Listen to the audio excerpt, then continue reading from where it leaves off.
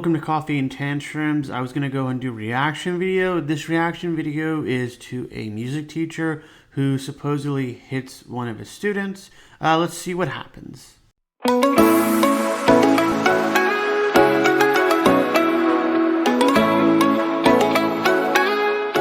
Video showing a high school music teacher and student beating on each other shocked millions of people. Students recorded the violent confrontation about a year and a half ago at Maywood Academy High School. And tonight, the teacher in that video is speaking out. CBS 2's Tom Wade asked him why he snapped and how the situation spiraled so far out of control. It's the horrifying classroom attack video that went viral. A high school music... Yeah, I'm gonna go ahead and stop there. Definitely, we don't want to fight students. We are the adults in the situation. So I'm not sure what the student did to provoke this music teacher to get so upset with him, to hit him. But we really, are the adults in the situation. We should not hit students. There's ways to calm yourself down. You could walk away. If you're that mad, it's safer for you just to walk away and just, walk out in the hallway or something than to hit a student. That is the worst possible thing to do. Teacher unloading punch after punch on a 14-year-old student. Just seconds before, the student unleashed a racist tirade on the teacher, and the teacher snapped. So definitely, I sympathize with the teacher. I understand why he got so upset. Those are definitely extremely hurtful comments. There's things like that would trigger any of us when it's that hurtful. But regardless, we are the adults in the situation. Things I like to do is, if a kid's getting me mad, I just take my hands, put them behind my back. That way, no matter how mad I am, I'm not going to hit the kid. Another thing is you could just take your hands and you could put them in your pockets. But there's strategies to use to not hit kids. And I really think this is what the kid wanted. He wanted to get him triggered, to get him upset. And the kid won in the situation. That teacher is Marston Riley. That day he was taken away in handcuffs from Maywood High School. He would never return. It was November 2018. Now, a little more than a year later, Riley is retired. The criminal case against him has been dropped, and he's speaking out. Yeah, this teacher is really, lucky because of his age. He's old enough to retire, and they did drop those criminal charges. However, that's not always going to be the case. He did hit a kid. Regardless of what the student said, regardless of how mean or aggressive the student was to him, as the adult, he should not have hit the student. And luckily, for him, he's able to retire, so he probably doesn't need another job, and charges have been dropped.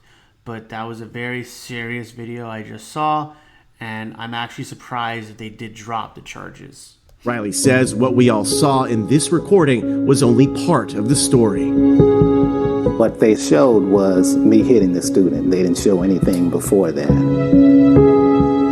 The confrontation began during... So I understand the teacher's argument. Yeah, we just saw him hitting a student. But my response to that is, I don't think there's anything that student could have done to him that warranted being hit. Obviously, if the student was attacking him and it was self-defense, that'd be a totally different story. But it looks like the student egged him on. The student said some mean things, super aggressive things to him. But words are never enough to actually hit a student. A school uniform check. When I got to that student particularly, he didn't have his uniform when I asked him for it, and he became... So that actually kind of frustrates me a little bit, that this whole thing started because of a uniform check. Something really simple and really easy to fix. So, the first thing the teacher could have done is, if the student was no uniform, I'm not going to fix my uniform, write him up. Done. You don't have to say anything. You don't have to get in a power struggle. If the school handbook is students have to wear a uniform, That's not really your job to fix it and hold them accountable. That's the administrator's job. So write up the student and be done with it. Like, this did not have to escalate to something this serious. Belligerent. Riley says the student he punched first threw something at him and then baited Riley with a slew of racist slurs. So, like, he did throw something at him, which isn't cool. It's not safe. But, I mean, that's a write-up. That's something where admin can take care of it. And then the student would be in trouble, not the teacher. Like, the student would get suspended or whatever admin wants to do. He would be the one in trouble. But because the teacher hit back and fought back, and fought him, then the teacher's in trouble now. Like, the teacher looks like he threw the first punch. So the teacher's the one in trouble. And the student, gets sympathy because he was attacked by a teacher. That's, like, not how we act as adults. He hit me with the basketball, so I decided, okay, I need to call security one more time. Once he finished talking. So he said he needs to call security one more time. That means security was called before. I definitely understand calling security the second time. A basketball was thrown at him. My question is, why was security called the first time? Like, was it called because student wouldn't take off the uniform? Or was it called because the student was just yelling at him and being aggressive? So I'm curious as to why security was called the first time. I also have a feeling like this isn't the first time this has happened between this teacher and the student. Like, it's just something really minor, a disagreement over a uniform, to escalate to something this serious. I feel like this has happened before. That's why, like, it's extremely important as teachers to make sure we have good relationships with our kids, especially the tough kids.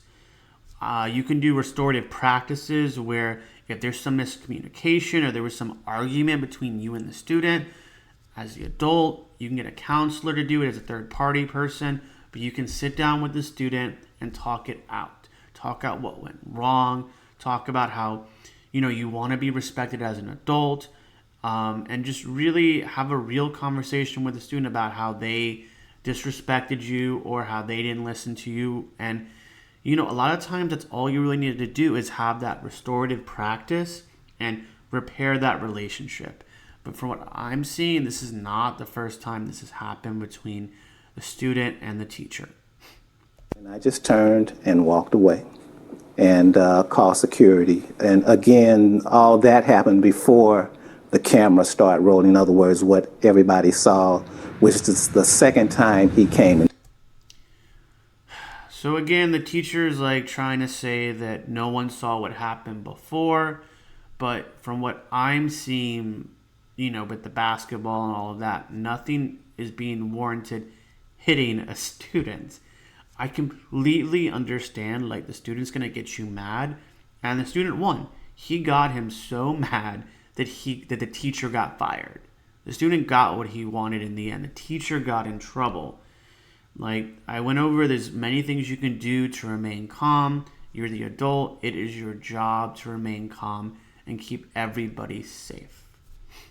The classroom. He got worse and worse. The less I did, the worse he got. Okay, so right there, I hear that complaint a lot where, I'm ignoring the kid. He's getting worse. The kid's acting worse because he's not getting the emotion he wants. You're actually winning. The kid's getting frustrated. The student's getting upset because he's not getting you up. He's not getting you mad. He's talking to a wall. And I mean, like, you're going to win that. You're going to win that battle. Eventually, he's going to just get tired of talking to a wall. And either A, like, security's going to come. He's going to have to leave. Or B, the kid's just going to stop because, like, he's not going to win doing that. So it seemed like the kid was getting worse. The teacher did ignore him, but it just got, like, too much for the teacher. And it finally came to the altercation. Looking back, we asked Riley if he would have done it differently. Do you think you took it too far? No, I tried to avoid it. I took what I took. So he says he tried to avoid it. I mean, There were other things that could have been done to avoid it. He could have walked away. If you're that mad, like, get a colleague and like step out in the hallway and be like, look, like, this kid's just like really frustrating me. Can you just step in for a second? And I'm sure another teacher would have stepped in. I don't know how long it took for them to call security, but they usually show up in about 5 minutes, especially if it's like an emergency. If you use the words, hey, it's an emergency, safety concern, like, they're there in 5 minutes. So what did he really do to prevent this? I'm not really sure like how much I'm buying into that story, that the teacher did what he could to prevent this. I'm not saying the student's an angel, but I'm also not really buying the teacher's argument. And I didn't want it to go there, but it went there. If he wanted to avoid something like that, you don't leave and then come back. The 64-year-old would be. Again, I'm not sure he meant by leave and come back. I don't know if he left the classroom and came back, but it seems like the teacher has that strained relationship with the student, and that this could have been prevented if we were able to fix that relationship beforehand. Facing battles now on two fronts, a criminal case and the prospect of losing his job. Riley says he retired before the district handed down a punishment, and last fall the DA dropped the case. It was like a weight off your shoulders. Riley received significant support from his former students and parents. A GoFundMe was launched that raised almost $200,000. So that part is interesting. The fact that he received support from the community. Like, part of me is happy because that really shows that he must have been a really good teacher. And teachers, like, they make mistakes. I understand that. Now, that mistake's super serious, but it seems like overall, like, he was a good teacher. However, I do wonder, like, with the other student, like, how isolated he might feel in the school. Like, that everybody knows he's the bad kid. And I'm just questioning, like, his home life and his mental state. Because I do definitely feel some, I guess, sadness for the student that, he must be known as the bad kid. And I hope he gets the help he needs. It was interesting the community supported him after that pretty violent video, which does show he is a good teacher. $1,000 to help pay for his legal fees. Riley says he's speaking out now because he wants people to know what kind of abuse teachers everywhere endure. The sad part about it is it's like teachers are being treated like that every day. They're being assaulted, abused, and something needs to be said about it. So that's pretty much the end of the video. I agree with the teacher's final comments. There's definitely like a lot of behavior problems happening in the classroom. It just seems like a lot of society is like blaming it on the kids. I don't really do that. I kind of think it's the structure that they are in. So teachers are all burnt out because of all the extra things they have to do for state testing, for new policies, new protocol. Teachers are underpaid. So, like, we have teachers that are burnt out, teachers that are underpaid. We have classrooms that are overstaffed. Like, there's just, it's too many students. So, like, you got a burnt out teacher with 30 students, and, like, they're gonna, like, what do you expect to happen? Like, kids are gonna get bored, they're gonna act up. Teachers are just not, like, it's hard for them to remain calm when they're so stressed and the anxiety is so high. I thought I'd end this just by going over some like solutions I have if we lived in a perfect world. So I definitely think like school should have more counselors, not just for teachers, not just for students, but for teachers. Like, imagine if this teacher like could have gone to like a therapist or a counselor and been like, look, like this kid is just stressing me out. What do I do? And the counselor really could have like just gone over some deeper emotions. Like, why is this one kid stressing you out? No other student is. What about him is getting you so stressed? Like, the counselors really could have helped that teacher and helped him just remain calm through all of this burnout. And then other counselors, again, could have helped students. I feel like that student has things going on at home and has some deep-rooted trauma that he needs to work through as well. So, like, an extra counselors would have helped that student. I'm also a big fan of co-teaching. I really think, like, there should be 2 teachers in every classroom. Just because, like, the veteran teachers can help the younger teachers.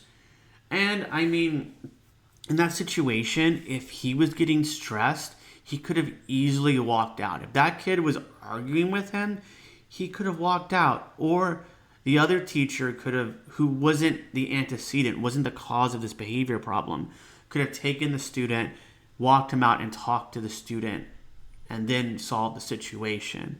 So, I mean, more counselors would be great. More teachers in the classroom would be ideal. And just, I mean, more money for better, like, classes, better teacher training, better curriculum, just ways where teachers can make the class more fun. I hope you enjoyed this video.